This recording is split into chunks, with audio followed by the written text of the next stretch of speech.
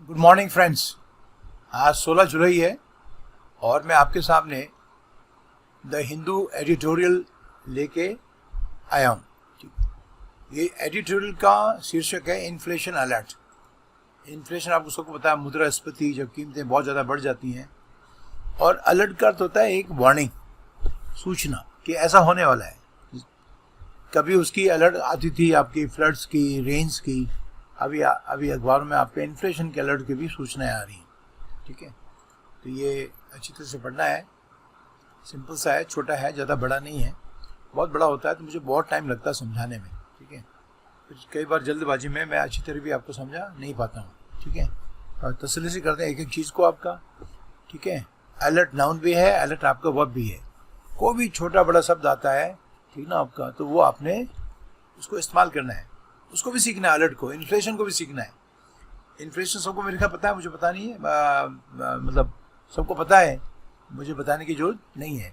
Inflation का अर्थ होता है मुद्रास्फीति, और मुद्रास्फीति का अर्थ होता है कि जब कीमतें बेतहाशा बढ़ती हैं तो उसी स्थिति को इन्फ्लेशन कहते हैं। और उसमें आगे ये टॉपिक का नाम दिया है इन्फ्लेशन अलर्ट, और अलर्ट आपका वार्निंग हो गया एक तरीके, अलर्ट वार्निंग।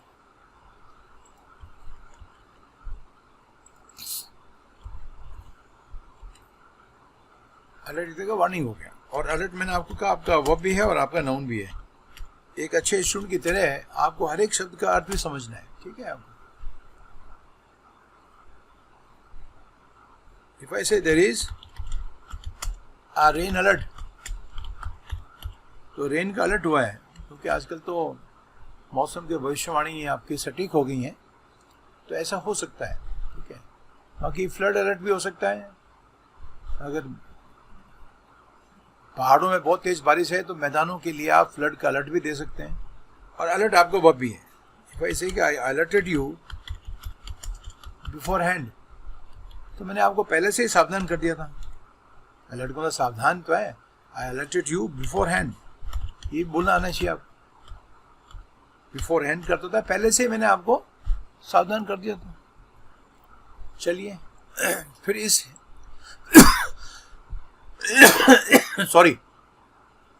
फिर इस टॉपिक की जो आपकी हेडलाइन है, आपका सब हेडलाइन है, उसको पढ़िए। आपका वो है राइजिंग प्राइसेस, यानी बढ़ती हुई कीमतें, डिस्पाइट। ये पढ़ना बहुत ज़रूरी है, समझना बहुत ज़रूरी है, इंग्लिश भी और उसका मीनिंग भी। ये बहुत ज़बरदस्त टॉपिक है। Rising prices despite the depressed demand is cause for disquiet. जो लोग पढ़े लिखे हैं, आप जैसे लोग जिनको थोड़ा सा इकोनॉमिक्स की पहचान है, तो उनको तो इस खबर से बहुत चिंतित हो जाना चाहिए। नाउ राइजिंग प्राइसेस करता बढ़ती हुई कीमतें। ठीक है, और आगे लिखा हुआ है despite the depressed demand. Depressed demand का अर्थ होता है कि कम डिमांड, इसका मीनिंग होता है लो डिमांड, ध्यान रखना आप। फिर ऐसे पैराग्राफ जो आपके बैंक पीओ में आते हैं तो हमें समझ आते नहीं है, तो आपको ये समझा रहा हूँ कि इन एडिटोरियल को आपको बारीकी से पढ़ना है, समझना है, उनको चीज़ों को समझना है एक पढ़े लिखे इंसान की तरह। अब बेचारे अनपढ़ लोगों को तो उनको क्या पता है ये क्या है, होता है राइजिंग प्राइसेस की, डिप्रेस डिमांड क्या होती है, इन्फ्लेशन क्या होता है, स्टैगफ्लेशन में जा रहे हैं वो क्या है, क्या पता उनको। तो डिप्रेस डिमांड करता था लो डिमांड। ठीक है, और ये वर्ड है डिस्क्वाइट, ये बहुत सुंदर वर्ड है। ठीक है, और इसका अर्थ होता है वरी, चिंता, बहुत ज़्यादा चिंता, ध्यान रखना। कॉज फॉर मतलब ये उसके लिए कारण है, उसका कॉज है, कारण है। इस कॉज फॉर डिस्क्वाइट, इस कॉज फॉर वरी, इसका मीनिंग ये हो गया। आप इसका भी इस्तेमाल कर सकते हो। What is happening in the country is cause for worry, ये तो बोल सकते हो आप। जो देश में हो रहा है वो चिंता का विषय है, तो कैसे कहोगे what is happening corona Covid को लेके in the country is cause for concern. Concern कह लो, कंसर्न का मतलब चिंता होता है। कॉज फॉर वरी कह दो, कॉज फॉर डिस्क्वाइट कह दो, सबका मीनिंग एक ही तो है। अब इसमें थोड़ा समझना आपने। इसको समझने के लिए आप जरूर नहीं है कि आपने इकोनॉमिक्स पढ़ी हुई थी, क्योंकि इतना नॉलेज एक पढ़े लिखे इंसान को सबको होना चाहिए। देखिए, कीमतें तब बढ़े जब चीज़ों की डिमांड भी तेज हो। चीज़ों की डिमांड ज़्यादा हो ना आपका, तो कीमतें बढ़ती हैं, तो वो तो अंडरस्टैंडेबल है। लेकिन कीमतें कम हो और डिमांड बढ़ रही हो तो ये खतरनाक सिचुएशन है किसी भी देश के लिए। इसलिए जो लेखक उसने लिखा है, it is cause for disquiet, ये चिंता का विषय है। आपके समझ आया कि नहीं आया? जब चीज़ों की डिमांड बढ़े, ठीक है ना, कल्पना करो कोई चीज़ें हैं, सब उसको खरीदना चाह रहे हैं तो कीमतें तो बढ़ेंगी, लेकिन खरीदना कोई नहीं चाह रहा, डिमांड है ही नहीं आपका, और फिर भी कीमतें बढ़ रही हैं, ठीक है ना। तो ये बहुत ही खतरनाक सिचुएशन है। आई होप कि आपको समझ आ रहा है मैं आपको क्या बताना चाह रहा हूँ, ठीक है। इसको थोड़ा ऊपर कर देता हूँ ताकि आप टॉपिक के साथ साथ चल सकें आप, ठीक है। अब ऑथर कह रहा है, the last thing that India's pandemic hit economic needs, ना, इज एक्सेलरेटिंग इन्फ्लेशन। अब इसमें दो तीन चीज़ें हैं। एक तो आपने ये देखना है, द लास्ट थिंग का मतलब, लास्ट थिंग तब कहते हैं, इसको प्रयोग जब करते हैं कई रूप में प्रयोग हो सकता है इसका, लेकिन इस संदर्भ में जो उसका प्रयोग हुआ है ये वो चीज़ है जो अनवांछित है, अवांछित है, आपको ये नहीं चाहिए आपका, ठीक है ना। समझो कि आपका अपन कह रहे हैं कि बहुत सारी प्रॉब्लम है, पेंडेमिक आ रखा है, इकोनॉमिक क्राइसिस, और उसके ऊपर आपकी इन्फ्लेशन बढ़ रहा है। तो इस सेंटेंस को देखिए गौर से और उसको समझने की कोशिश कीजिए। आपका अभी सारे संसार की तरह इंडिया भी पेंडेमिक हिट है, पेंडेमिक हिट आपको समझ आ गया होगा, ठीक है ना। आपका ऐसी कोई कंट्री नहीं वर्ल्ड में, एक दो को छोड़ दें आपका, तो सबके लिए कह सकते हैं every country is pandemic hit. Pandemic hit का अर्थ हो गया कि जिसके ऊपर कोरोना की मार पड़ी हुई है, ठीक है। तो कोरोना की मार झेल रहे भारत की इकोनॉमी के लिए आखिरी चीज जिसकी आवश्यकता है वो है इन्फ्लेशन में बढ़ोतरी। अब आपको समझ आ गया नहीं है? ये व्यंग्यात्मक सेंटेंस है, इसलिए आपको समझना बहुत जरूरी है, ठीक है।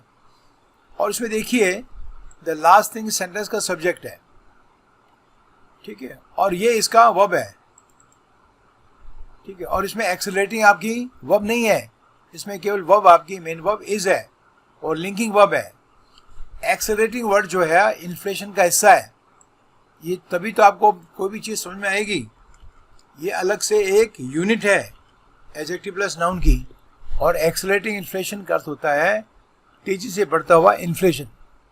तो ऑथर के कहने का अर्थ है कि एक तरफ देश पे कोरोना की मार पड़ी हुई, इस पेंडेमिक की महामारी की, ठीक है, ऐसे में हमारी इकोनॉमी को जो आखिरी चीज की जरूरत है वो है तेजी से बढ़ता हुआ इन्फ्लेशन।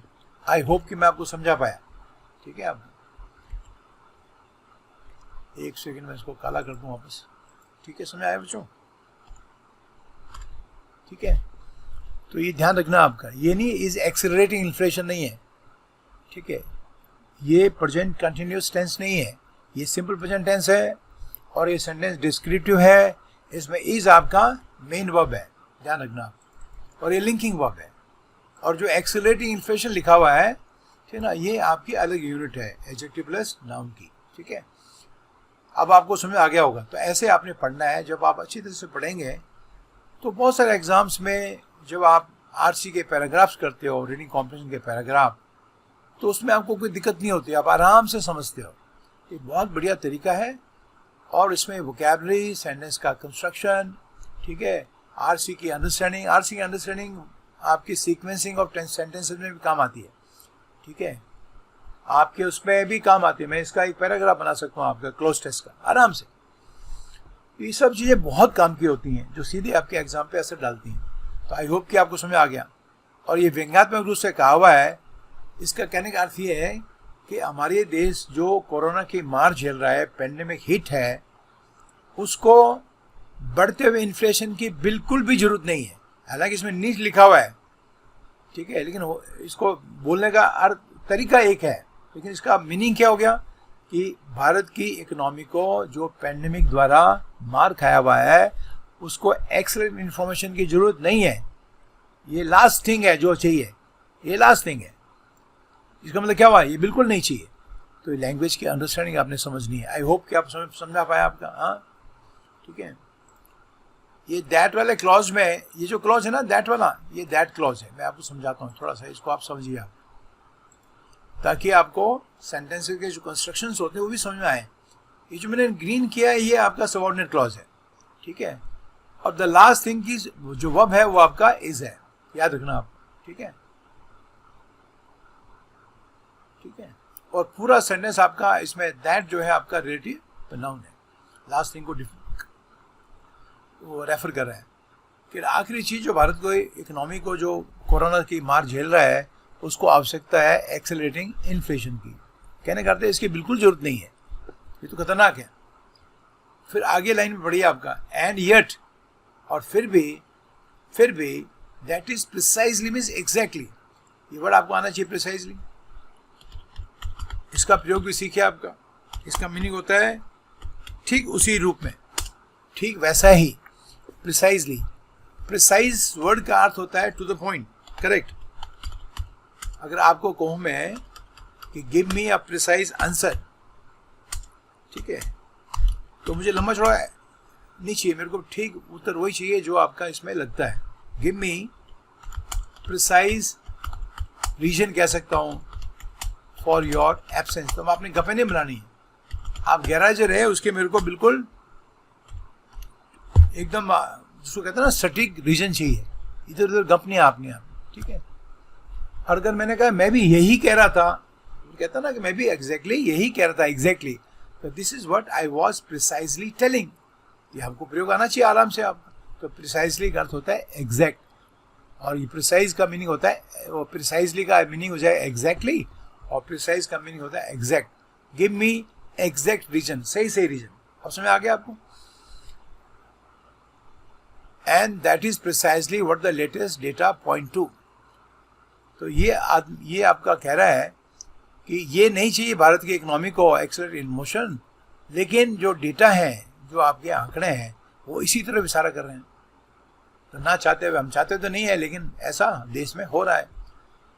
इसमें आपने एक चीज सीखनी है, मैंने पॉइंट 2 को हाईलाइट किया है, उसके कारण है इसमें टू प्रेपोजिशन है, ठीक है। और अगर मैं ऐसे लिखूं आपको कि मैं पॉइंट के बाद में टू ना लगाऊं तो ये एक एरर हो जाएगी। तो इंग्लिश में बहुत सारे सेंटेंसेस बनते हैं जिनके अंत में आपको प्रीपोजिशन लगाना बहुत जरूरी होता है, और नहीं लगाओगे सेंटेंस का अर्थ पूरा नहीं होगा। अगर मैं आपको कहूं कि मैं भी इसी ओर इशारा कर रहा था, तो मैं कैसे कहूंगा, मैं ऐसे कहूंगा this is what I was pointing. Point किसी पॉइंट टू करते हैं, इसमें टू लगाए बिना अगर मैं सेंटेंस यहां खत्म कर दें सेंटेंस गलत है। पॉइंट को क्या करते हो आप, टू, तो पॉइंट के पीछे टू लगाना बहुत जरूरी है, याद रखना आपको। ये मैं आपको बताने की कोशिश कर रहा था, जैसे इसमें भी दे रखा है, तभी तो कह रहा हूँ जब अच्छा अखबार पढ़ते हो आप, ठीक है, तो ये सब चीज़ें आप इंग्लिश में आप आराम सीखते हो। बिना टू के सेंटेंस गलत है, उसी तरह से ये सेंटेंस भी बिना टू के गलत हो जाएगा। आपको बोलना पड़ेगा this is what I was pointing to, ये भी वही चीज़ है जिसकी ओर मैं इशारा कर रहा था, ठीक है। ये टू पॉइंट का हिस्सा है, ध्यान रखना। पॉइंट को आप बिना टू के इस्तेमाल लगभग नहीं कर पाओगे वर्ब के रूप में, ठीक है। He pointed to my mistakes, he pointed my mistakes नहीं, are you getting my point?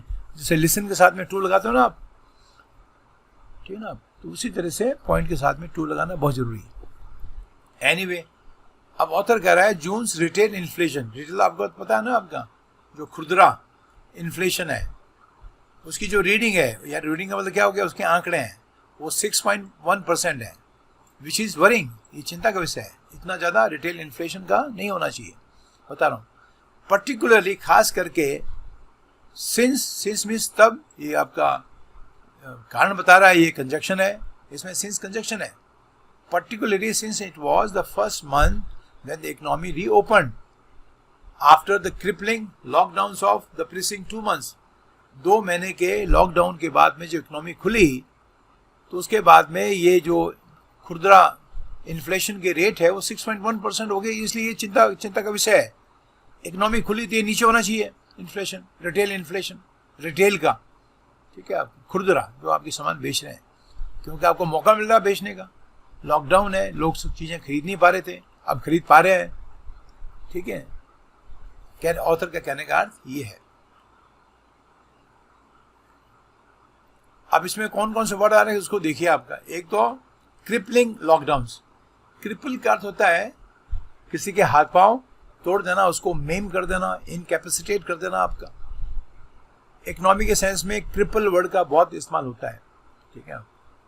अगर मैं आपको कहूँ कि कोरोना या कोविड-19 हैज़ क्रिपल्ड आवर इकोनॉमी, तो इसका मतलब क्या हो गया? पंगु बना देना। पंगु बनाने का अर्थ होता है उसको इनकैपेसिटेट कर देना, उसको मेम कर देना, ठीक है, उसकी स्ट्रेंथ कम कर देना आप, ठीक है।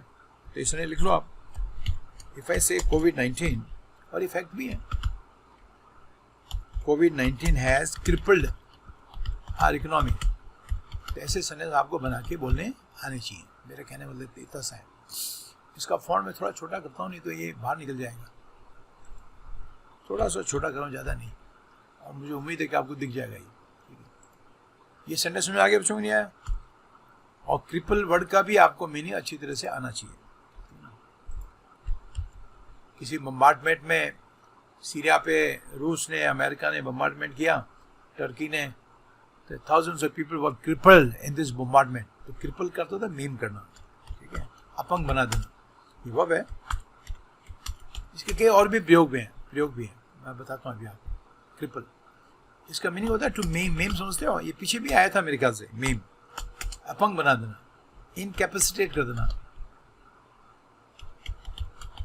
ठीक है, टू वीकन कर देना, ये इसका मीनिंग है। और पैसिव फॉर्म में हो जाएगा बी क्रिपल्ड। एक्चुअली बहुत हो रहा है। चलो, इफ आई से in this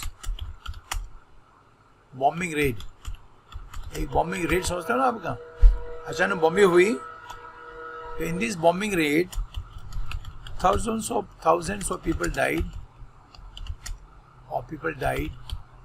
and hundreds of people, उल्टा लिख सकते हो आपका, hundreds of people died and thousands of people were, ऐसे लिख दो, इसको 100 से इसको कर दो मरने वालों को, और इसको thousands कर दो, यानी कई सौ मर गए और हजारों लूले लंगड़े हो गए। तो a person is maimed when he loses his arms and legs. In this bombing raid, hundreds of people died and thousands were maimed, crippled. Ma'am है, ये इसका प्रयोग हो गया आपका क्रिपल का। और क्रिपलिंग इफेक्ट क्या होता है? आपको इनकैपेसिटेट करने का इफेक्ट, ठीक है। Inflation has a crippling effect on the economy, तो इकोनॉमी को कमजोर कर देता है। उसी चिंता तो इसमें जाहिर कर रखी है।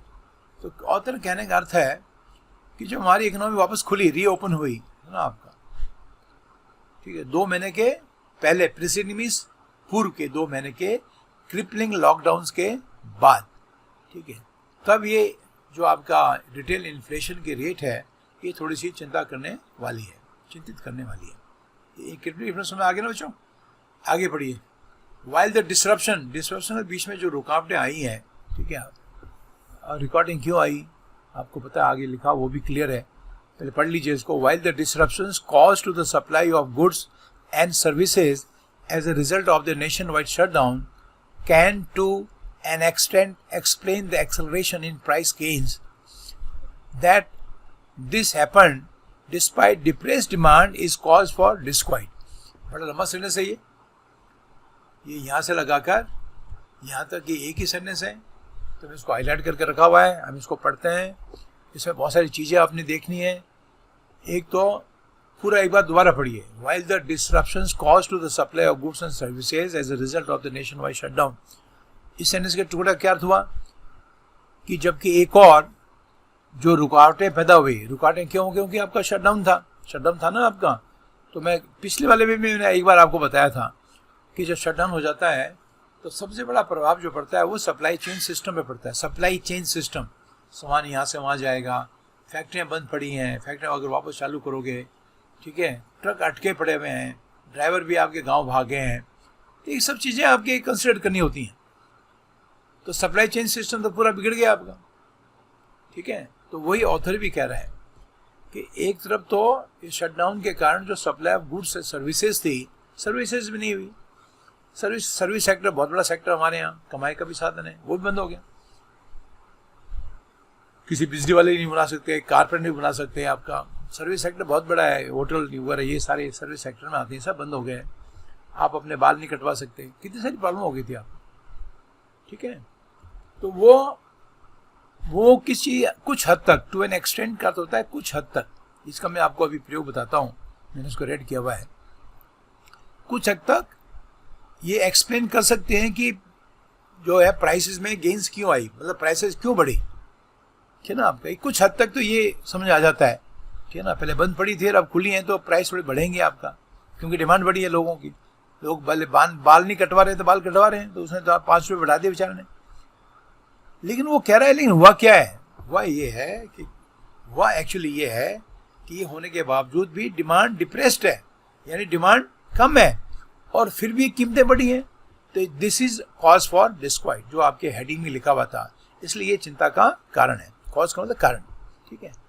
ये तो हो गया सेंटेंस का अर्थ जो आपको समझ आ गया। तो वो कह रहा है कि भाई बंद होने के बाद में, नेशन वाइड शटडाउन होने के कारण सप्लाई गुड सर्विसेज के ऊपर असर पड़ा और उसके परिणाम स्वरूप कुछ कीमतें बढ़ी, ये समझ में आता है। कुछ कीमतें बढ़ी, हाँ, टू एन एक्सटेंट मीन्स कुछ हद तक। लेकिन डिमांड तो डिप्रेस्ड है, डिमांड तो बहुत कम है, फिर कीमतें क्यों बढ़ रही हैं? अगर सर्विसेज की डिमांड बढ़ी है, सर्विस सेक्टर में कुछ कीमत बढ़ी है तो वो तो अंडरस्टैंडेबल है। लेकिन अगर डिमांड डिप्रेस्ड है तब कीमतें क्यों बढ़ी, ये चिंता का विषय है, ठीक है। अब मैं आपको एक चीज़ बताना चाह रहा था, ये जो फ्रेज है ना, टू एन एक्सटेंट, इसका अर्थ है कुछ हद तक। टू एन एक्सटेंट मीन्स एक लिमिट तक, ठीक है, इसका ये मीनिंग है। अगर मुझे कहना हो कि किसी हद तक तो तू खुद जिम्मेदार है तेरे प्रॉब्लम के लिए, ऐसे कहूँगा आपको। तो टू एन एक्सटेंट, इसलिए मैं आपको समझा रहा हूँ। कैन के बाद में टू लगा हुआ देखोगे तो आपको ये क्या हो गया, कैन टू नहीं, ये टू एन एक्सटेंट अलग से यूनिट है, ये प्रीपोजिशनल फ्रेज है, याद रखना आपका। तो कैन से नहीं घबराना, ये कैन के बाद टू कैसे आ गया? टू आपका इसमें इन्फिनिटिव नहीं है, टू एन एक्सटेंट एक फ्रेज है, अंग्रेजी की अलग यूनिट है। इसको आप सेंटेंस के शुरुआत में, लास्ट में, बीच में कहीं भी लगा सकते हो उसको, लेकिन ऐसे भी नहीं कि मर्जी जहाँ लगा दो। उसके अंदर भी सेंस आपका बनना चाहिए, पूरा आपका सेंटेंस का अर्थ टूटना नहीं चाहिए, खराब नहीं होना चाहिए। तो अगर मैं आपको ये कह रहा हूँ कि to an extent you yourself are responsible, तो मैं ऐसे भी कह सकता हूँ। और इसका क्या अर्थ हुआ? कुछ हद तक तुम खुद जिम्मेदार हो। मैं इसको ऐसे भी लिख सकता हूँ, ठीक है ना आपका, you yourself are responsible to an extent, ठीक है। इसके अलग अलग फ्रेज है, to an extent, to some extent, और बहुत ज़्यादा हद तक हो तो टू अ ग्रेट एक्सटेंट। तो ये आपको आना है, मेरे कहने का मतलब ये है। कहने के बाद टू लगा, घबराना नहीं आपने, ये टू एन एक्सटेंट अलग से यूनिट है, ठीक है। आई होप कि सेंटेंस का आपको समझ आ गया। तो मुद्दा इसका ये है बच्चों कि अगर डिमांड डिप्रेस्ड है और तब कीमतें बढ़ रही हैं तो ये this is cause for disquiet, ठीक है। What is happening in the economy is cause for disquiet. तो ये चिंता का विषय है, चिंता होनी चाहिए, इकोनॉमिक्स को हो रही है, हमको समझदारों को पता लगना चाहिए, ठीक है, कि ये चिंता का विषय है। इसके लिए हमको थोड़ा सा मेंटली तैयार रहना पड़ेगा। A closer look at the consumer price index, closer में एक नज़दीक और नज़दीक जाके देखो अगर कंज्यूमर प्राइस इंडेक्स को, तो ये प्राइस इंडेक्स बताता है कीमतें कैसे बढ़ रही है, कितनी बढ़ी हैं, ठीक है। तो वो ये बताता है, रिवील 20 बार आ चुका, देखो आप बार बार पढ़ के सारे शब्द आपको याद हो जाते हैं। रिवील का मतलब बताना, तो ये क्या बताता है? कंज्यूमर प्राइस इंडेक्स को अगर नज़दीक से देखो तो it reveals that prices in the food and beverages, food का मतलब खाने की चीज़ें, बेवरेज मीन्स पीने की चीज़ें, ठीक है, उनको कहते हैं beverages. Beverage means things for drinking, पीने की चीज़ें। इसमें शराब है, बियर है, दूध है, कोल्ड ड्रिंक्स हैं, बहुत सारी दूसरी चीज़ें होती हैं फिटनेस के लिए, वो सब बेवरेजेस कहलाती हैं, चाय, कॉफ़ी, दूध वगैरह, ठीक है। तो इसका ये फूड एंड बेवरेज अलग से एक सेक्टर या सेगमेंट होता है इकोनॉमी का। तो वो कह रहा है rose an average of 7.3% year on year, ये हर साल जो है इतना बढ़ता था, इतना बढ़ा, रोज पास्ट टेंस में, राइज का पास्ट टेंस रोज, ठीक है। With the key protein sources of pulses and products surging, ये इतना बढ़ा और जो आपका की सोर्स है प्रोटीन का, आपको आप देखो ये भी नॉलेज होता है, हमको किसी को नहीं पता है तो ठीक है। तो पल्सेस दालों में प्रोटीन होता है, उसमें कार्बोहाइड्रेट्स नहीं होते हैं। तो वो कितना बढ़ा, वो 16.7% बढ़ा, ठीक है। मीट और फिश क्लाइंबिंग मतलब उसका भी कीमतें बढ़ी 16.2%। And milk and is derivatives, milk and is derivatives का अर्थ होता है दूध और दूध से बने पदार्थ। दूध से आपने खोया बनाया, दूध से आपने मिल्क पाउडर बनाया, मिल्क से आपने चॉकलेट्स बनाए, तो वो उसके डेरिवेटिव्स कहलाएंगे। इसका अर्थ होता है दूध और दूध के बने उत्पाद। राइजिंग वो बढ़े 8.4%। ये कुछ आंकड़े उसने दिए हैं। पैराग्राफ के लिहाज से ये बहुत कोई इंपॉर्टेंट नहीं है, बस हमको कहते हैं ये सब बढ़े। फिर आगे क्या कह रहा है, इसमें तो कोई दिक्कत नहीं है समझने के अंदर बच्चों। और जो प्रोटीन के सोर्स होते हैं वो दूध भी है और आपका ये भी है, क्योंकि दूध में कार्बोहाइड्रेट भी होते हैं, लेकिन पल्सेस में तो कार्बोहाइड्रेट्स बिल्कुल कार्ब्स नहीं होते, ठीक है ना। उससे वजन नहीं बढ़ता दाल खाने से, मीट से और फिश से भी नहीं बढ़ता, ठीक है। तो इन्फ्लेशन अब इस सेंटेंस में आई है, inflation in the food category. मैं इसको अंडर आपका हाईलाइट कर देता हूँ कि हम कौन सा पढ़ रहे हैं ना, आपको पता लग जाए। इसको पढ़ें, और कितना लंबा सेंटेंस देखिए आपका। इतने लंबे लंबे जो सेंटेंस आते हैं आरसी के अंदर और पढ़ने की हैबिट नहीं होती है, तो पता नहीं लगता कौन सा सब्जेक्ट है, कौन सी वर्ब है, क्या कहा जा रहा है, ठीक है। और वो सेंटेंस हमें समझ नहीं आता है। तो अखबार पढ़ते रहने से ऐसे लंबे लंबे सेंटेंस आपको दिखते हैं और धीरे धीरे आपको सब चीज़ें आपस में समझ में आने लग जाती हैं naturally. Inflation in the food category, food की श्रेणी में जो आपकी कीमतों में बढ़ोतरी हुई है, would have been much faster. Would have been एक ऐसी पॉसिबिलिटी बताता है जो हुई नहीं, ये तो पता ना सबको। वुड हैव बीन क्या बताता है, वुड हैव बीन बताता है ऐसी पॉसिबिलिटी, ठीक है ना, आपका which did not happen.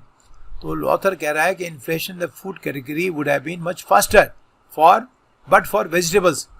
But for का अर्थ होता है क्या, लेकिन ऐसा हुआ नहीं, किसके कारण, वेजिटेबल्स कारण। ये आपने समझना है, बट फॉर का इस्तेमाल भी वेजिटेबल्स और फ्रूट्स के कारण ऐसा नहीं हुआ। उसने क्या किया, वेजिटेबल फ्रूट्स ने, इन्होंने गेन्स को मॉडरेट किया, मॉडरेटिंग द गेन्स। मॉडरेट मतलब उसको कम करना, मॉडरेट का अर्थ होता है कम करना। मॉडरेट वर्ड का अर्थ ही होता है कम, बहुत ज़्यादा नहीं, है ना।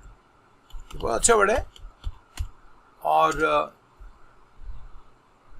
सबको आना चाहिए। अगर मैं आपको कहूँ कि कीमतों में बढ़ोतरी हुई है लेकिन ज़्यादा नहीं हुई, तो मैं कहूँ there is a moderate increase, प्रयोग आना चाहिए हमको, तभी तो आएगा इन द प्राइसेस। तो कीमतें कितनी बढ़ी हैं, मामूली बढ़ी हैं, ज़्यादा नहीं बढ़ी हैं, ठीक है। जैसे मैं कहता ना ईट मॉडरेटली, पूरा संडे नहीं दे रहा हूँ, अपने आप बनाओ संडे घर में जाके, ठीक है। आप if you want to be healthy you should eat moderately, ठीक है ना। ठूस ठूस के नहीं खाना, थोड़ा कम कम खाओ, खासकर गर्मियों में आप। तो मॉडरेट वर्ड आ गया बच्चों। तो उस मॉडरेट को कम करना भी होता है, याद रखना आपको, ठीक है। मॉडरेट मतलब कम कर, तो उसके वेजिटेबल और फ्रूट के कारण गेन्स जो हैं, यानी कीमतों में बढ़ोतरी, वो थोड़ा मॉडरेट उससे वो कम हुई है। क्यों हुई है, क्योंकि जो एंक्सियस ग्रोवर्स थे, ठीक है ना, आप नीचे में आपका एंक्सियस ग्रोवर्स क्या हुआ, अब ग्रोवर्स थे जिन्होंने आपके, अभी देखो आम की हालत बुरी हो गई, कभी टमाटर ऊपर जा रहा है नीचे जा रहा है, ये सब इसके कारण है। एंक्सियस में चिंतित जो ग्रोवर्स थे, जो उत्पादक थे, ठीक ना, तो उन्होंने जो जितने भी पेरिशेबल्स थे, अभी पेरिशेबल वर्ड का अर्थ होता है बच्चों, इस कैटेगरी कौन से आते हैं पेरिशेबल्स में, पेरिशेबल्स में सब्जियां, फ्रूट, मीट, मच्छी, अंडा आते हैं। पेरिश का तो समाप्त होना, ये थोड़ा वर्ड भी आना चाहिए, perish. Perish means to finish, ठीक है ना, मरना भी हो सकता है इसका मीनिंग, ठीक है, आप ध्यान रखना। तो इसका मीनिंग आपका फिगरेटिवली डाई भी हो सकता है।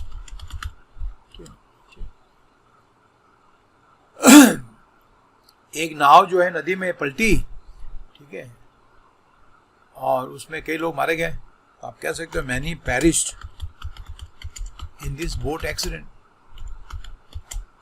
इस बोट एक्सीडेंट में कई खत्म हो गए। अच्छा, पेरिश से भी बना है पेरिशेबल। पेरिशेबल करता है जो खत्म हो जाए, जिसकी शेल्फ लाइफ बहुत कम होती है, तो उनको अपन पेरिशेबल गुड्स कहते हैं। इसमें आपके मीट, एग्स, फिश, है ना, वेजिटेबल्स, फ्रूट वगैरह आते हैं। इनको बहुत लंबे समय तक आप नहीं रख सकते। आप वेजीज, सारे वेजीज और आपके फ्रूट्स सब तरह के। पनीर वगैरह हो गया, दूध हो गया, ये सब आपके पेरिशेबल गुड्स हैं। तो ग्रोअर्स ने क्या किया कि पेरिशेबल्स को, अब उनको भी चिंता थी कि अभी तो उनको थोड़ा पता था कि लॉकडाउन खुल जाएगा, अनलॉक का पीरियड शुरू हो जाएगा, तो उनको ये चिंता थी कि मेरा हमारे जो सामान है ये खराब हो जाएगा। तो उन्होंने बेचारों ने इसको डिस्ट्रेस रेट पे बेचा सॉरी एक्सक्यूज मी ना, डिस्ट्रेस रेट्स होती है जो कम रेट है, और वो दुख के कारण उन्होंने कम की है। अब देखो अंतर समझो आपका, एक तो आप कीमत बढ़ाते हो खुश होकर, तो मेरे प्रोडक्ट बढ़ रहे हैं, डिमांड ज़्यादा है तो रेट बढ़ाऊंगा। ये दुखी होकर रेट कम किए उन्होंने। इसको कहते हैं अपना बचाव करने के लिहाज से, तो इसको नाम दिया गया डिस्ट्रेस रेट्स। आपको समझ आया? डिस्ट्रेस रेट्स ऊंची होती हैं, ठीक है, नहीं ऊंची नहीं होती हैं, कम होती हैं, ठीक है, और वो चिंता के कारण कम की जाती हैं, उनको कहते हैं डिस्ट्रेस रेट्स। रिजल्टिंग, उसका परिणाम क्या हुआ? रिजल्टिंग इन फ्रूट शोइंग, तो उससे क्या हुआ? फ्रूट में 0.7% का डिफ्लेशन आया, कीमतें कम हो गई। And vegetables posting a marginal 1.9%, थोड़ा सा वेजिटेबल बढ़ोतरी हुई, बल्कि फ्रूट के अंदर तो आपका ये डिफ्लेशन हो गया। डिफ्लेशन करते तो कीमतों की कमी इन्फ्लेशन का उल्टा है डिफ्लेशन। हाँ, सबको आना चाहिए आराम से, डिफ्लेशन, रिडक्शन इन प्राइस। तो छोटी जो नॉर्मल इकोनॉमिक सिचुएशंस होती हैं उनको समझने के लिए आपको कोई जरूरी नहीं है कि आपने कोई पीएचडी करनी है इकोनॉमिक्स तो आपको समझ आएगा, इतना तो हर एक आदमी को समझ आना चाहिए, ठीक है। और डिफ्लेट का तो होता है उसकी साइज कम करना, कीमत कम करना, या फिर हवा निकालना। ध्यान रखना आप, इफ आई से somebody deflated my tire, somebody deflated, किसी ने हवा निकाल दिया, deflated my rear tire, तो रियर टायर में किसी ने हवा निकाल दी मेरी, ये इसका मीनिंग हो गया, ठीक है। तो डिस्ट्रेस रेट्स थी आपका, उन्होंने दुखी होके कम किया, इस डर से पता नहीं बिकेंगे नहीं बिकेंगे। अरे ये हुआ, अभी आम का हाल बहुत बुरा है। कुछ टाइम पहले मैंने जो अखबार में पढ़ा था आपका, अभी क्या हाल है मुझे पता नहीं है। मेरे को डायबिटीज में तो आम खाता नहीं है, तो मुझे पता नहीं है, मेरे यहाँ घर में आम आते भी नहीं है। Transport and communication, transport communication which includes petrol and diesel, तो यानी पेट्रोल डीजल से चलने वाली जो गाड़ियाँ हैं जो ट्रांसपोर्ट और कम्युनिकेशन सामान के आदान प्रदान में काम आती हैं, ठीक है, उसके अंदर भी 7.1% जंप हुआ। कितने बढ़ी हैं पेट्रोल की, आप देख ही रहे हो, डीजल जो है पेट्रोल से आगे चला गया, ठीक है। The recent sustained increase in fuel prices is expected to feed through into higher costs of transporting farm produce, and it is therefore hard to envisage food prices softening at least in the near future. अब कितना लंबा समय देखो आप। Now, sustain increase का अर्थ होता है ऐसा इंक्रीज जो लगातार चल रहा हो। ये जो सस्टेन इंक्रीज है ना आपका, इसका अर्थ है ये आना चाहिए आपको, sustain increase in fuel prices, यानी लगातार बढ़ोतरी फ्यूल प्राइसेस में, तो उसे ऐसी उम्मीद है, इसे एक्सपेक्टेड में ऐसी उम्मीद है, it will feed through into higher cost. तो इसका अर्थ क्या होगा? इससे आपके कॉस्ट बढ़ेंगे। फीड थ्रू एक फ्रेज है, feed through into higher cost, जो ये खा जाएगा, पेट्रोल खा जाएगा, आने जाने में खा जाएगा, पेट्रोल ज़्यादा लगेगा और उससे कॉस्ट बढ़ेंगी। ये तो बढ़ती है, आपको सबको पता है, जो डीजल की प्राइस बढ़ती है तो चीज़ों की कीमतें भी बढ़ती हैं, क्योंकि जो उनकी ढोने की, सामान को ढोने की कीमत है, लागत है, वो बढ़ जाती है। और यही लिखा हुआ है इसमें, फॉर ट्रांसपोर्टिंग फार्म प्रोड्यूस, ठीक है ना, फार्म प्रोड्यूस। एक चीज़ ध्यान रखना बच्चों, प्रोड्यूस जो होता है और प्रोडक्ट, इन दोनों में आपने फ़र्क भी समझना है। प्रोड्यूस फार्म क्या होते हैं? फार्म में पैदा होने की चीज़ें प्रोड्यूस कहलाती हैं, और फैक्ट्री में बनने वाले जो आपके पदार्थ होते हैं, सामान होता है, उसको अपन प्रोडक्ट कहते हैं, ठीक है ना। ये फैक्ट्री, इसका संबंध फैक्ट्रीज है, ये भी हमने समझना है, ठीक है। तो अगर आप खेत में कोई भी चीज़ उगाते हो, चाहे वो जीरा हो, गेहूँ हो, दालें हो, तो आपके फार्म प्रोड्यूस कहलाएंगे। Where you sell your farm produce, ठीक है। तो उसमें उनको ट्रांसपोर्ट करने के लिए ज़्यादा लागत लगेगी, और तो ये कह रहा है, ठीक है। And it is therefore hard to envisage, envisage का तो इमेजिन करना, गैस करना। इसलिए चूंकि इनकी कीमतें बढ़ेंगी, चीज़ की फार्म प्रोड्यूस की कीमतें बढ़ेंगी, इसलिए ये अनुमान लगाना बहुत मुश्किल है कि फूड प्राइसेस सॉफ्टन होंगे। सॉफ्टन मतलब कम होना, यहाँ पर सॉफ्टन का अर्थ होता है मुलायम बनाना, लेकिन इकोनॉमिक भाषा में कीमतों के लिए सॉफ्टनिंग का अर्थ है कीमतों का कम होना। अब देखो संदर्भ के हिसाब से मीनिंग चेंज हो जाता है। अगर आपको कहूँ कि this cream will soften your cheeks, आपके अगर गाल खुरदरे हैं तो क्रीम आपकी गाल को सॉफ्ट कर बना देंगे, लेकिन कीमतें सॉफ्टन करने का अर्थ होता है कीमतों कम होना। तो सॉफ्टन प्राइसेस का अर्थ हो जाएगा, ठीक है, टू रिड्यूस प्राइसेस, ये भी हमने समझना है। इनविसाज का अर्थ होता है सोचना, इमेजिन करना। टू इनविसाज बड़ा अच्छा वर्ड है, सबको आना चाहिए। टू इमेजिन, ठीक है, कल्पना करना कि फूड प्राइसेस सॉफ्ट हो जाएंगे।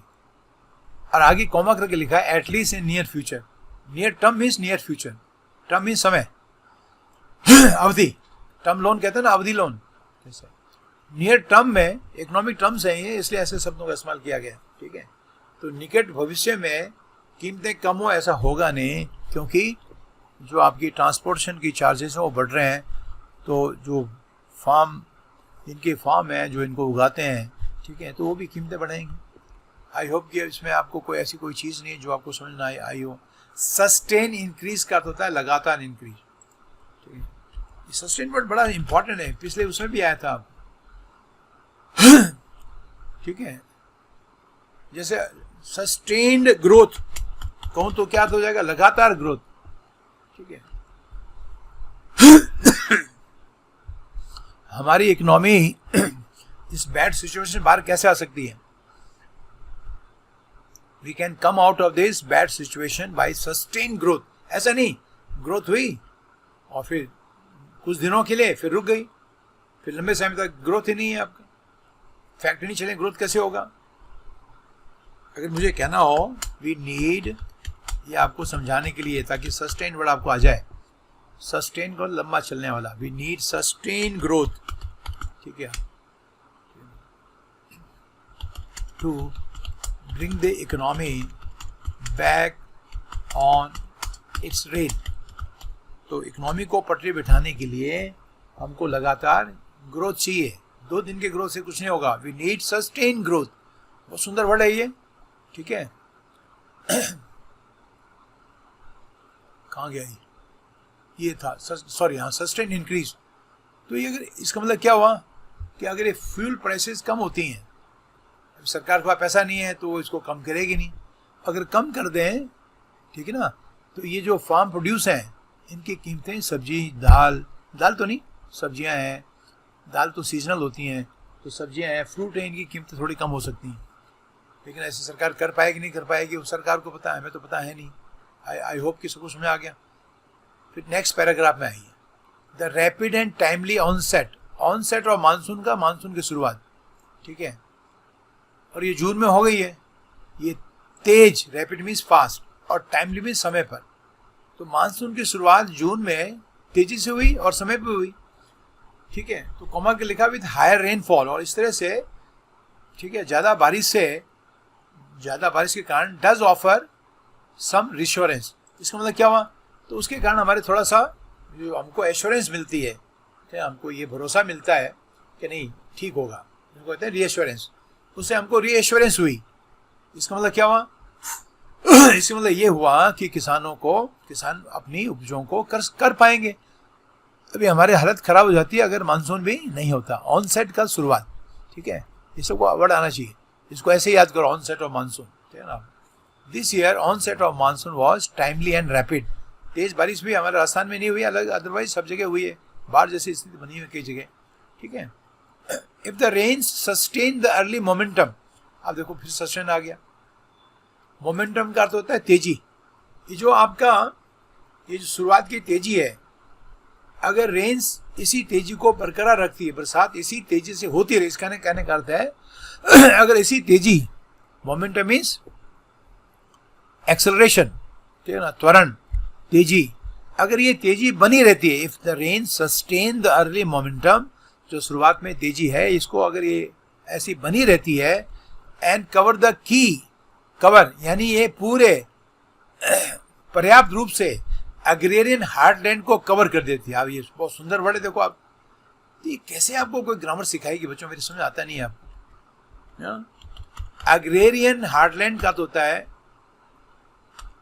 एग्रेरियन हार्टलैंड, हार्टलैंड होता है सेंटर की, मेन, जो खेती का मेन है, सेंटर है। हार्ट कहाँ तो सेंटर में होता ना, तो जमीन जो आपके हार्ट में है, जो बिल्कुल सेंटर में है। किसके सेंटर में? कृषि के, जंगल में जाके नहीं। Agrarian means relating to farming.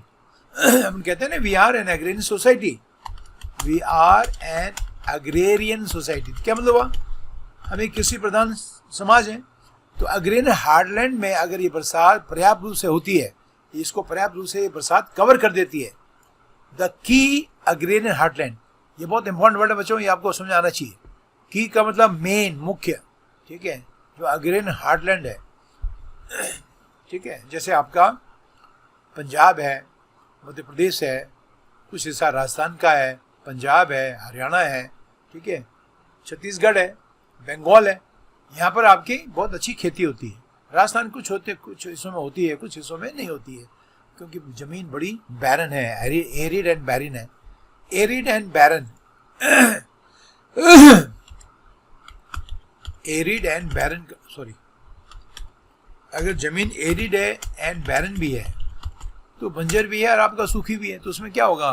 और इस बार तो बारिश भी नहीं हुई ढंग से आप, ठीक है। तो बड़ा सुंदर सा सेंटेंस उन्होंने दिया है। तो वो कह रहा है कि अगर बरसात जैसे शुरुआत में इसने तेजी रखी, इसी तेजी को बरकरार रखती है, और जो हमारे मेन कृषि के क्षेत्र हैं, ठीक है, आप वहाँ इन सबको कवर कर देती है, यानी वहाँ पर खूब बारिश होती है। ऐसे पढ़ के आपने तुरंत समझना है। द प्रोस्पेक्ट्स, तो प्रोस्पेक्ट क्या? भविष्य की भविष्यवाणी, आगे क्या होने वाला है, दैट इज कॉल्ड प्रोस्पेक्ट्स। तो there are the prospects for a bountiful harvest. ये बड़ा सुंदर कोलोकेशन है, अ बाउंटीफुल हार्वेस्ट, ठीक है। अब बाउंटीफुल हार्वेस्ट का अर्थ होता है, बाउंटीफुल भरपूर, ठीक है। देखो, हार्वेस्ट का मतलब आपकी फसल, तो भरपूर फसलें, एंड उससे क्या होगा? फसलें भरपूर होंगी तो फूड प्राइसेस में मॉडरेशन है। अब समझ आ रहा है आपको? भाई बस सप्लाई ज़्यादा हो जाएगी तो फूड प्राइसेस, भाई किसान पैदा करेंगे, बरसात अच्छी हुई है तो दालें हैं, अनाज हैं, ये ज़्यादा पैदा होंगे ना आपका, तो क्या होगा? उससे फूड प्राइसेस में रिजल्टेंट का, उसके परिणाम स्वरूप फूड प्राइसेस में मॉडरेशन आएगा। आएगा नहीं आएगा? आएगा, बिल्कुल। हाँ, लेटर इन द ईयर, अभी नहीं आएगा तुरंत, भाई अभी उगने दो, 4-5 महीने लगेंगे फसलों को बाहर आने में। Later in the year are bright, इसलिए प्रोस्पेक्ट्स ब्राइट हैं। आप समझा कि देखो कहाँ कहाँ शब्द आपके जुड़े हैं आपस में, देखो आप। इस ब्राइट शब्द का अर्थ प्रोस्पेक्ट्स है, भविष्य की जो आपकी कामनाएं हैं, ठीक है ना, वो बड़ी ब्राइट हैं। लेकिन ये तब होगा जब उसने कंडीशन बताई है कि जो आपकी की, ठीक है ना, आपके एग्रेरियन हार्टलैंड है, वहाँ बारिश कैसी हो? एडिक्वेटली हो, ठीक है। आई होप कि आपको समझ आया। स्टिल फॉर नाउ, लेकिन फिर भी, अभी के लिए, फॉर नाउ मीन्स अभी के लिए, स्टिल मीन्स अभी भी, फिर भी अभी के लिए। अभी के लिए क्या है? अभी के लिए वेजिटल प्राइसेस तेजी हो रही है। Vegetable prices are reported to be surging means ऐसी रिपोर्ट है कि वो सर्ज कर रहे हैं। सर्ज का मतलब होता है बढ़ना, सर्ज का आगे जाना, जैसे, ठीक है। सर्ज का अर्थ होता है टू मूव फॉरवर्ड, और इस अंदर इसका अर्थ है टू इंक्रीज, ठीक है ना। आपका वेजिटल प्राइसेस आर सर्जिंग, क्योंकि इसका परिणाम तुरंत थोड़ी आएगा, टाइम लगेगा ना आपका।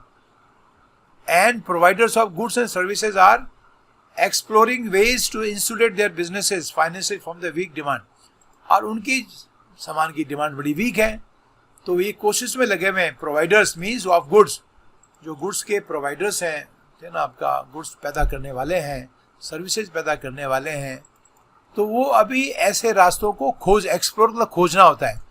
तो एक्सप्लोर वेज को फ्रेज बना के इस्तेमाल करो। तो एक्सप्लोर वेज, ठीक है, आप मीन्स खोजना,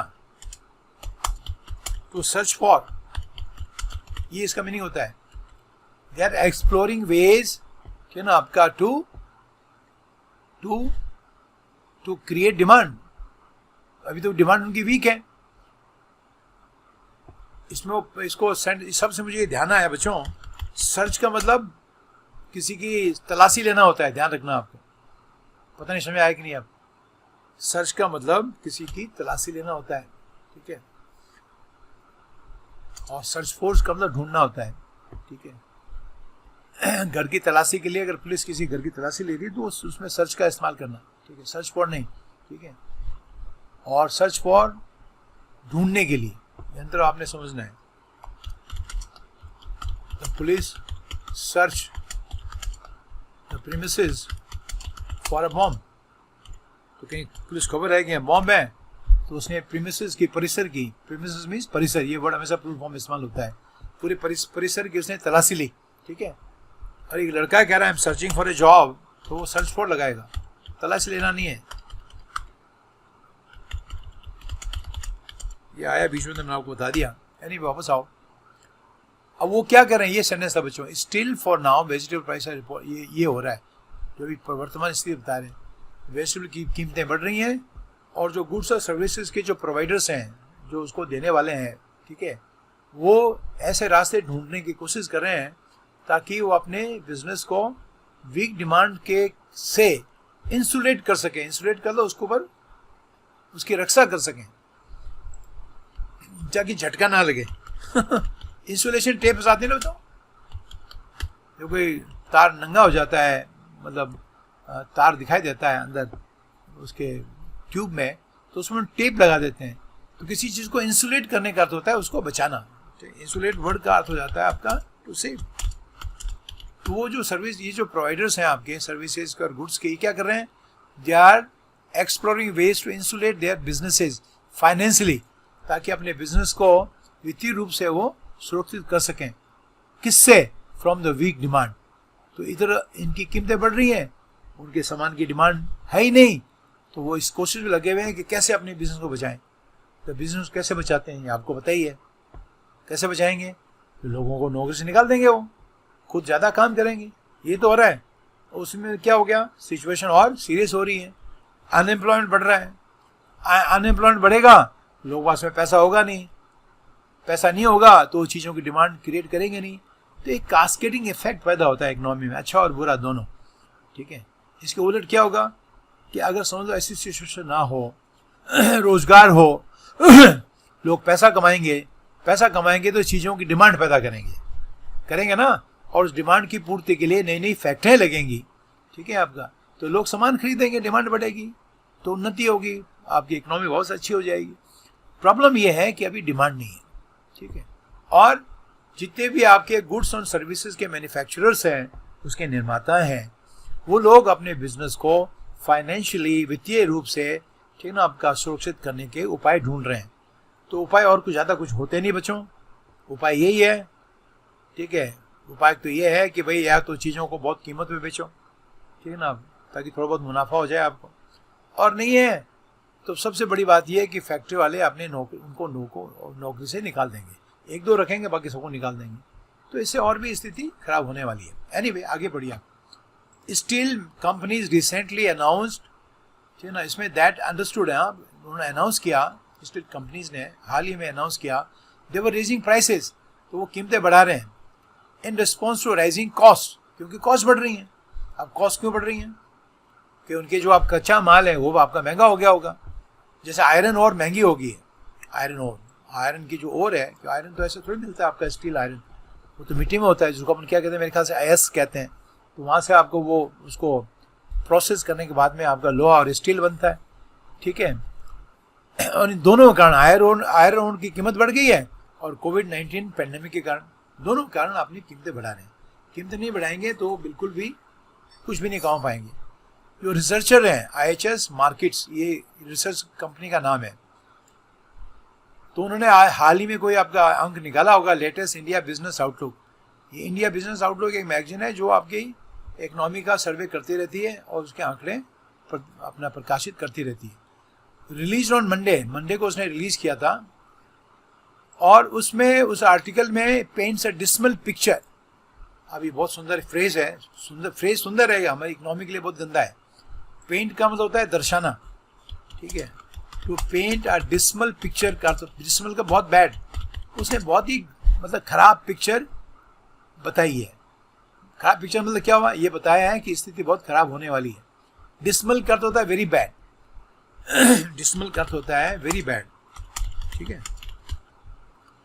हम कहते हैं ना डिसमल परफॉर्मेंस, किसी टीम का मैच में बहुत गंदी परफॉर्मेंस, पुअर परफॉर्मेंस, या वेरी बैड से मतलब वेरी पुअर, बहुत खराब, पुअर, और वेरी भी लगा सकते हो। तो उस आर्टिकल में उसने ये बताया है कि सिचुएशन बहुत खराब होने वाली है विद सेंटिमेंट, भावनाएं। सेंटिमेंट बिजनेस में बहुत काम करती है, ठीक है, क्योंकि सेंटिमेंट लोगों के नेगेटिव हो गए हैं, लोगों की भावनाएं नेगेटिव हो गई हैं in June for the first time in 11 years. 11 साल में जून में पहली बार भावनाएं नेगेटिव। मैं आपको समझाता हूँ भावनाएं नेगेटिव से क्या मतलब है। अब ये आपको ग्रामर तो पढ़ाएगी नहीं बच्चों, मैं बार बार कह रहा हूँ आपको, तो आप प्लीज सीरियसली इसको पढ़ें, समझें। टीचर समझाने की कोशिश करता है, उसको समझें। यूट्यूब में और भी चैनल हैं जो आपके इसको करते हैं, उनको भी देखो। खास सब अलग अलग करें ताकि आपको बहुत सारा नॉलेज आपको मिले। ये सेंटिमेंट का तो भावना है, नेगेटिव कैसे हो मैं आपको समझाता हूँ। अभी ये दो सबसे बड़ी प्रॉब्लम है, एक इकोनॉमी के अंदर स्लो डाउन है और दूसरा पेंडेमिक है। और भावनाएं नेगेटिव कैसे हो गई? आपकी भावनाएं जो पॉजिटिव होती हैं तो आप खर्चा करते हो, ठीक है ना। आपको पता है खर्चा करने से क्या होगा, खर्चा करने से सामान खरीदेंगे, चीज़ों की डिमांड पैदा होगी, डिमांड की पूर्ति के लिए फैक्ट्री लगेंगी, फैक्ट्री में मजदूर लगेंगे, प्रोडक्शन होगा, तो एक चेन रिएक्शन शुरू होता है। ये बता रहा हूँ आपको, ये बहुत ज़बरदस्त चेन रिएक्शन शुरू होता है। लेकिन अगर सेंटिमेंट नेगेटिव है तो क्या होगा, कोई भी खर्चा नहीं करेगा और वो पैसे को पकड़ के बैठे रहेंगे। आप समझ आया आपके? तो डरेंगे वो। मकान बनाना था लेकिन अभी चीज़ें महंगी हैं, कभी नहीं बनाते हैं, बाद में बनाएंगे। कपड़े बनाने थे, कुछ ज्वेलरी करनी थी, बच्चे की शादी करनी थी, तो ये नेगेटिव सेंटिमेंट लोगों में आ रखे हैं। ऑथर ये कह रहा है कि ये 11 साल में पहली बार हुआ है, for the first time in 11 years since it began polling business. तो उनके जब तक पोल का मतलब वो बिजनेस के बारे में लिखते हैं, ठीक है ना, आपका पोल कराते हैं, एक तरह से लोगों के व्यूज़ जानते हैं, तब से ऐसा कभी नहीं, उन्होंने कभी नहीं ऐसे नहीं देखा, ठीक है। वो कंट्री में पोल कराते हैं बिजनेस के, भाई अभी क्या आंकड़े हैं, आप क्या समझते हो। अभी आपको कोई कहेगा नया बिजनेस स्टार्ट करने के लिए तो आप करोगे, अगर आपको नया मकान बनाना हो अभी आपको तो आप बनाओगे, तो उससे जो आंसर देते हैं पोल हो गया। पोल तो समझते हो ना आपका, चुनाव, ठीक है ना, लोगों की राय जानना। पोल का मतलब केवल आपका चुनाव नहीं होता है। चुनाव क्या है? चुनाव भी तो राय है कि लोग क्या राय है, किसको वो चुनना चाहते हैं सरकार के लिए। इसी तरह से बिजनेस के भी पोल होते हैं, उन्हें सवाल पूछे जाते हैं। आपके घर में शादी करने वाले बच्चे हैं कि हाँ 2 हैं, उनकी शादी अभी करोगे? नहीं, अभी तो नहीं कर रहे हैं, सिचुएशन देखते हैं, एक आध साल के बाद देखते हैं, बात कह रहा हूँ, ठीक है। And firms reporting a steep drop in confidence. और इन आंकड़ों में ड्रॉप इन कॉन्फिडेंस, स्टीप का मतलब एकदम, स्टीप का चढ़ाई खड़ी है ना बच्चों, तो स्टीप क्लाइंब कहते हैं, और स्टीप ड्रॉप का सीधी गिरावट, उसको कहते हैं स्टीप ड्रॉप। तो कॉन्फिडेंस में अभी स्टीप ड्रॉप है, कॉन्फिडेंस की कमी लोगों में होगी। कॉन्फिडेंस सेंटिमेंट से बनता है, आपकी भावना से बनता है, ठीक है। अगर देश में सब कुछ अच्छा होगा तो लोग यार कमा लेंगे यार, और उनको पता कमा कहाँ से लेंगे, जो है पूंजी उसी को लेके बैठे रहे, कमाएंगे कहाँ से आप? इसमें आगे बचोगे नहीं। स्टीप मतलब एकदम गिरावट, एकदम तेज गिरावट, ठीक है। Steep drop, there is a steep drop in demand significantly, महत्वपूर्ण रूप से। द सर्वे शोज, सर्वे ये बताता है that while employers are set to cut jobs, अब जो करना पड़ेगा ही, आर सेट मीन्स तैयार है, टू कट जॉब्स को कट करने के लिए, यानी लोगों को नौकरियों से निकालने के लिए, ताकि वो कम होती, या फॉल्टरिंग का अर्थ होता है वीकनिंग डिमांड। यहाँ पर आपके सब आने इकोनॉमिक वर्ड्स हैं आपकी, फॉल्टरिंग। और ये किताब ही नहीं पढ़ा सकती आपको, ये अखबार से पढ़ के, मैगजीन से पढ़ के आपको समझना पड़ेगा। फॉल्टरिंग डिमांड का होता है वीकनिंग डिमांड, ऐसी डिमांड जो लगातार कम हो रही है, ठीक है। और कोप का अर्थ होता है उसका सामना करना, cope with means to face. इसमें अक्सर गलती आती है बच्चों, कोप के साथ में कभी अप का प्रयोग नहीं होता, वो गलत होता है, ठीक है। If I say he cope with the problem with resolution, तो उसने बड़ी दृढ़ता के साथ में इस प्रॉब्लम का सामना किया। कोप अप नहीं कहना, to cope up with is wrong, अक्सर इसमें गलती आती है, ये गलत हो गई, दिस इज रॉन्ग। मैं आपको पहले बताता हूँ, ये जो लिखा है आगे काटा मारा हुआ है, ठीक है। अब मैंने आपको पहले भी कहा था कि वो जॉब काटेंगे, डिमांड आपकी वीक हो रही है तो उसका मुकाबला करने के लिए वो जॉब को कट करेंगे। अब नेगेटिव सब नेगेटिव होता जा रहा है, ठीक है। Companies also plan to raise selling prices. अब वो कहेंगे क्या करें यार, बिक तो रही नहीं, 2-4 बिकेंगे, चलो उनकी कीमत बढ़ा देते हैं। तो कंपनी ये भी प्लान कर रही है कि अपनी सेलिंग प्राइसेस को बढ़ाएंगी over the next 12 months to protect profitability. जो उसमें लाभ होता है उसको प्रोटेक्ट करने के लिए, ठीक है, क्योंकि उनको नुकसान तो पहले बहुत हो चुका है। उनके नुकसान को जोड़ दें तो कीमत तो वैसे बढ़ेगी आपकी उनके सामान की। तो वो कह रहे हैं अपनी उसके आपके लाभ को प्रोटेक्ट करने के लिए, यानी प्रॉफिटेबिलिटी का अर्थ होता है ऐसा ना हो कि सामान हो घाटे में तो कोई बेच नहीं सकता, तो पड़ा रखेंगे आपको। तो उस प्रॉफिटेबिलिटी को सुरक्षित करने के लिए वो अगले 12 महीने में कीमतें सेलिंग प्राइसेस बढ़ाएंगे, ठीक है। अब आगे ऑथर क्या लिख रहा है, with inflation already above the RBI 6% target, upper bound ऊपर की तरफ बढ़ता हुआ है और 6% ऑलरेडी हो गया है जो नहीं इसने आरबीआई ने टारगेट बनाया था। तो जो मॉनेटरी पॉलिसी मेकर्स हैं उनके पास में एक they are faced with an unenviable choice. ये बहुत इंपॉर्टेंट कोलोकेशन है, इसको समझने की कोशिश करें आप। अनएबल चॉइस का अर्थ होता है खराब चॉइस, अब बैड चॉइस। ये वर्ड बना कैसे मैं आपको थोड़ा समझाने की कोशिश करता हूँ। पहले इसको पढ़ लेते हैं, उसके बाद मैं कराऊंगा आपको। हाँ, पढ़ के खत्म कर देते हैं। तो जो मॉनेटरी पॉलिसी मेकर्स हैं, यानी आरबीआई, मॉनेटरी पॉलिसी हमेशा आरबीआई बनाता है, central bank, and physical policy आपका गवर्नमेंट ऑफ इंडिया बनाती है, उनकी मिनिस्ट्री ऑफ फाइनेंस। इतना तो हमको पता ही होना चाहिए, ठीक है। तो वो कह रहे हैं वो उनके पास में बहुत ही कोई चॉइस नहीं है, खराब चॉइस है, ऐसी चॉइस है जो कभी नहीं चाहते आप। अब फर्दर रेट कट, ठीक है ना, आपका टू हेल्प रिवाइव। हेल्प के बाद में देखो मैंने 20 बार बताया आपको, हेल्प के बाद में टू भी लगा सकते हो और बिना टू के इस्तेमाल कर सकते हो। हेल्प का फ्रेज क्या बनता है, हेल्प का फ्रेज ये बनता है, ठीक है, to help somebody do something, ये भी कह सकते हो आपका, and to help somebody to do something भी कह सकते हो। If I say help me learn this language, उसने इस लैंग्वेज को सीखने में मदद की, और इसको ऐसे भी कह सकते हो, ये हेल्प मी टू लर्न। ये मैं इसलिए बता रहा हूँ, नहीं तो आपको एग्जाम में कन्फ्यूजन हो सकता है कि टू सही है नहीं है, ये दोनों आपके हैं। ये help me to learn this language, और मैं हर चीज़ को आपको डिक्शनरी में दिखाता हूँ, तो अभी मैं दिखाने के मूड में नहीं हूँ, तो आप इसको समझ, वैसे मैंने कई बार दिखाया हुआ भी है, ठीक है। तो इसको पहले ख़त्म कर ले, फिर एनविएबल चॉइस में मैं आपको आता हूँ। अब फर्दर रेट कर, अगर आपका रेट कट करती है RBI to help sir revive economy, revive कर लो उसको पुनः जीवित करना, to revive economic momentum, economic moment तेजी, मोमेंटम मतलब तेजी, ठीक है ना, मोमेंटम को रिवाइव करना मतलब जिंदा करना है, ठीक है ना आपका, ठीक है। तो उसमें एक रिस्क है, रिस्क ये है कि फास्टर प्राइस गेन्स हो जाएंगी, कीमतें और बढ़ जाएंगी अगर आपने रिवाइव करने की कोशिश की, क्योंकि शुरू में लोगों को फ़ायदा नहीं देंगे तो अपनी कीमतों को बढ़ाएंगे, ठीक है। तो पहले तो अपना घाटा पूरा करेंगे वो, कि ऑलरेडी घाटे में चल रहे हैं, and putting the economy on a path to stagflation. और अगर और रेट कट की आरबीआई ने तो देश को वो है ना आपका स्टैगफ्लेशन के पाथ पे डाल देगा, and this is very very dangerous. Stagflation के नाम से कम कपी आती है, ध्यान रखना, आपको समझा रहा हूँ। अभी हमारा देश स्टैगफ्लेशन में नहीं पहुंचा, लेकिन वो कह रहा है कि और रेट कट किए ना आरबीआई ने तो हम इस रास्ते पे चल पड़ेंगे स्टैगफ्लेशन के। इसका हिंदी में कोई अर्थ नहीं है, आपने इसको इंग्लिश में समझना है, स्टैगफ्लेशन क्या होता है। तो इकोनॉमिक वर्ड्स कितनी इकोनॉमिक सीख लेते हो आप, हाँ, पीजी के बराबर, पोस्ट ग्रेजुएट के बराबर इकोनॉमिक सीख लेते हो आप। स्टैगफ्लेशन इकोनॉमी की ऐसी स्थिति है, एक्चुअली 2 वर्ड से बना हुआ है, एक तो स्टैग्नेंट और दूसरा प्लस इन्फ्लेशन। थोड़ा समझने की कोशिश करना इसको, ठीक है। यानी प्रोग्रेस हो नहीं रही है और कीमतें बढ़ रही हैं। ये सबसे खतरनाक सिचुएशन इकोनॉमी की है। ये समझ लो कि इकोनॉमी का अभी सांस निकलने वाली है, ये सिचुएशन है। ये समझ गया आपका स्टैग्नेशन, स्टैग्नेंट का मतलब क्या हुआ, अरे सब चीज़ें ठप हैं, ग्रोथ नहीं है, प्रोडक्शन नहीं है, ठीक है, ध्यान रखना आपका, कोई प्रोडक्शन नहीं है, ठीक है, एम्प्लॉयमेंट नहीं है, सब कुछ स्टैग्नेंट हो गया है, सब चीज़ें स्थिर हो गई हैं, सब चीज़ें स्थिर है, प्राइसेस बढ़ रही हैं। तो ये बहुत ही खतरनाक सिचुएशन है।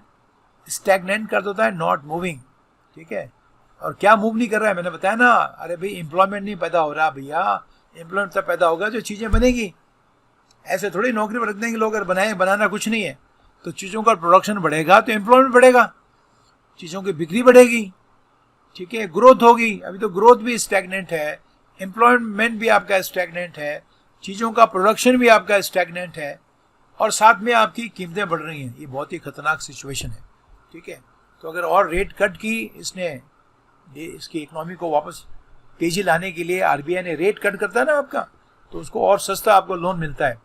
तो अगर वो किया तो वो सस्ता लोन लेंगे और अपने घाटा पूरा करेंगे, ध्यान रखना, ठीक है आपका। तो उससे इकोनॉमी जो है स्टैगफ्लेशन के पाथ पर चल पड़ेगी, वो बहुत ही डेंजरस सिचुएशन है। अब मैं आपको थोड़ा इसका समझाता हूँ अनएनविएबल चॉइस का, या बहुत अच्छा फ्रेज है। एक बड़े बच्चों एनवी का यूं अर्थ होता है जेलसी, लेकिन एनवी और जेलसी नेगेटिव वर्ड भी है, लेकिन एनवी पॉजिटिव वर्ड भी है। अगर मैं आपको कहूँ ही इज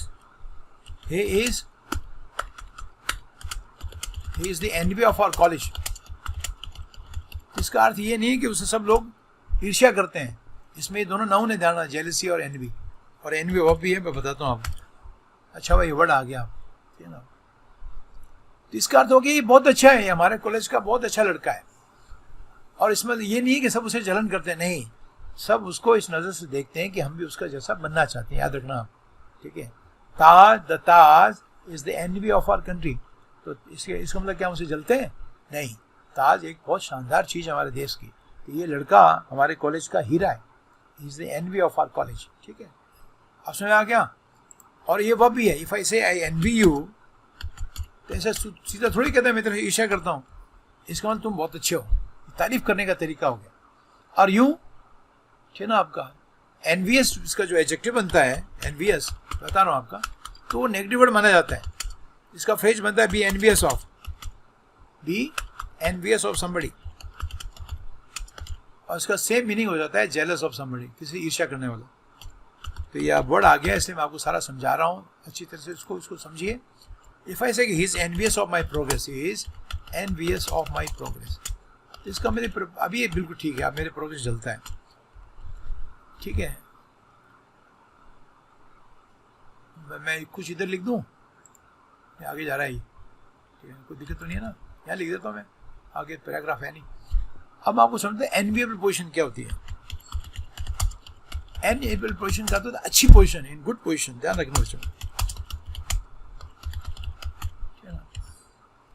कोविड-19 के वातावरण में there are some countries which are in enviable position,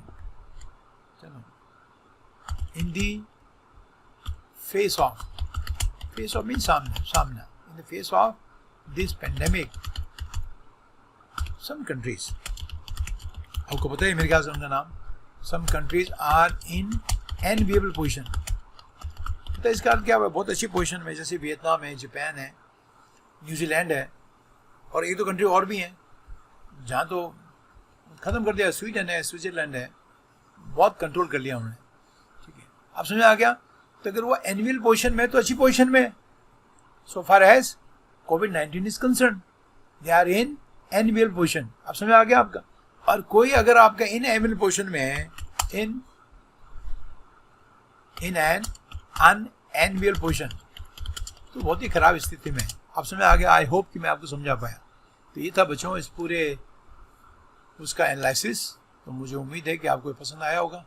पसंद आया तो आप उसमें लाइक करें, शेयर करें, ताकि मैं भी एनकरेज होता रहूं कि ऐसे आपको लाता रहूं। बड़ी मेहनत, मेरी भी मेहनत लगती है, ध्यान रखना आपको। इसको करो, फिर उसको टाइप करो, फिर उसको बोलो, ठीक है। ये ऐसे नहीं बनता है, ठीक है। और उसके बाद में फिर इसको अभी अपलोड करो। ये सब काम मैं ही करता हूँ। मेरे पास में कोई जॉब वाला नहीं है, आदमी नहीं है भैया। हाँ, मेरी खुद की आपकी स्थिति बहुत ख़राब है, तो मैं किसी को क्या रखूँगा नौकरी पे, मुझे बताओ, तो पॉसिबल नहीं है, ठीक है। और जो मेरे चैनल पे नए हैं तो वो सब्सक्राइब कर लें, ताकि उन तक ये वीडियो जब भी मैं आपको डालूँ, अपलोड करूँ, उनका नोटिफिकेशन पहुँच जाए। Thank you so much. See you in the next video.